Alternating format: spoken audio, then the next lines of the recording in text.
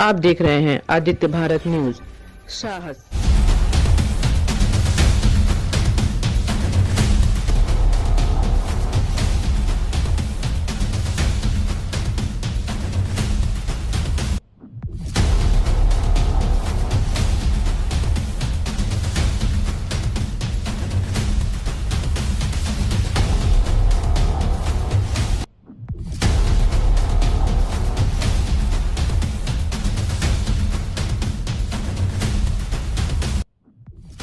जमीनी विवाद को लेकर देवरिया के फतेहपुर गांव में 2 अक्टूबर को 6 लोगों की हत्या के बाद यूपी में जबरदस्त सियासत छिड़ गई है। सोमवार को समाजवादी पार्टी के अध्यक्ष अखिलेश यादव देवरिया पहुंचे तो गौरी बाजार से लेकर गांव तक की सफाई और पुलिस ही दिखाई दी। इस बीच देवरिया नरसंहार में पत्नी, 2 बेटियों और एक बेटे के साथ मारे गए सत्यप्रकाश दुबे के बेटे देवेश दुबे ने अखिलेश यादव से मिलने से ही इनकार कर दिया। आज पूर्व मुख्यमंत्री अखिलेश यादव फतेहपुर आ रहे हैं दोनों पीड़ित पक्ष से मुलाकात करने के लिए, तो आपसे भी मुलाकात होगी? हम उनसे मुलाकात नहीं करना चाहते। हमारे 2014 में उन्हीं की सरकार में, सपा की सरकार में ही हमारे चाचा जी के मंदबुद्धि थे, वाला फैसला करके बिना पैसे के बैनामा करा लिया गया। और सपा की सरकार में ही 4 राइफल निकलवा लिया गया था। और सपा की सरकार में बंदूक के नोक पर ही उन्होंने हमारा घर बनवाने जा रहे थे, हमारे घर को भी रोक दिया, क्योंकि जब तक बंटवारा नहीं हो जाएगा तब तक हम घर बनवाने नहीं देंगे। हमारा खेत हरदम कब्जा करा करके हरदम कटवाता अपना रखता था, गोली सटा करके, हथियार सटवा करके हमारे पूरे परिवार को पीड़ित थे हम लोग थे। और स्कूल के जमीन में, वन विभाग के जमीन में अपना महल खड़ा कर दिया था।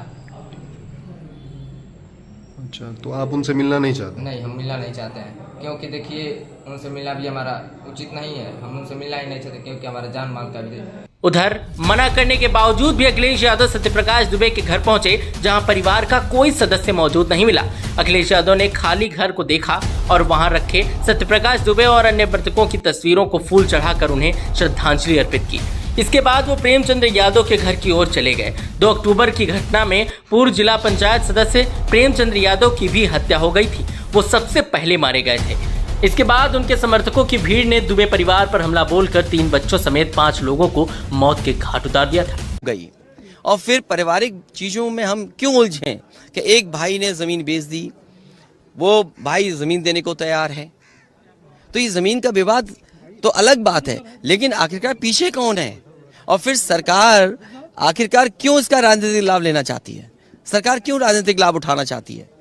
जीरो टॉलरेंस की बात जो करते हैं उन्हें कम से कम पूरा का पूरे दोनों परिवारों को न्याय दें। सर, ये एक परिवार से मिलने के लिए गए थे, वहां पे मिला नहीं परिवार आपको, तो इसके पीछे क्या आप मानते? देखिए, मैं तो परिवार से मिलने आया, घटनास्थल गया, उस गांव में भी गया जहां घटना हुई और श्रद्धांजलि भी दी जो परिवारों की जान गई है, और इस परिवार से मिला। हमारे अंदर समाजवादियों के जितने साथी हैं वो सब चाहते थे कि दोनों परिवारों से मिलें। अगर वो परिवार नहीं मिलना चाहता, इसके लिए मैं क्या कर सकता हूँ? अगर वो परिवार नहीं मिलना चाहता है तो हम नहीं मिले। अब मुझसे ये पूछोगे कि मुख्यमंत्री हैं, डिप्टी सीएम हैं, विधायक हैं, मंत्री हैं, वो हम पे आरोप लगा रहे हैं, इस प्रेम यादव को माफिया कह रहे हैं, जमीन के गुंडा अपराधी कह रहे हैं, बुलडोजर की धमकी दे रहे हैं। अरे बताओ, एक भी केस उसके पास हुआ हो उसके ऊपर? कोई प्रधान बनता है, जिला पंचायत सदस्य बनता है, समाज में अच्छा काम करता है, समाजवादी, बस उसका दोष इतना है कि समाजवादी पार्टी के पक्ष में और समाजवादी नीतियों का प्रचार कर रहा था। बुलडोजर संस्कृति नहीं हो सकती है लोकतंत्र में।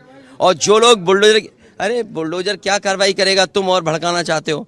अरे ले जाओ ना, तुम मुख्यमंत्री से ले आओ ना बुलडोजर, तुम ले आओ पत्रकार भाई, तुम्हारा मन कर रहा हो तो। यहाँ भी नोटिस चिपका दिया गया है, आपने नोटिस तो ये क्या, अधिकारी क्या है? सरकार के सारे पे काम कर। इसीलिए मैंने कहा शासन प्रशासन के लिए और न्याय के लिए देवरिया कांड एक चुनौती है।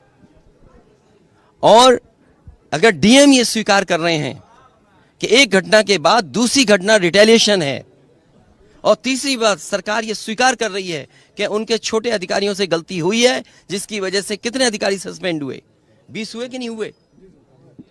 तो फिर अरे पत्रकार साथियों, पत्रकारिता करो, क्यों बुलडोजर लिए घूमते हो?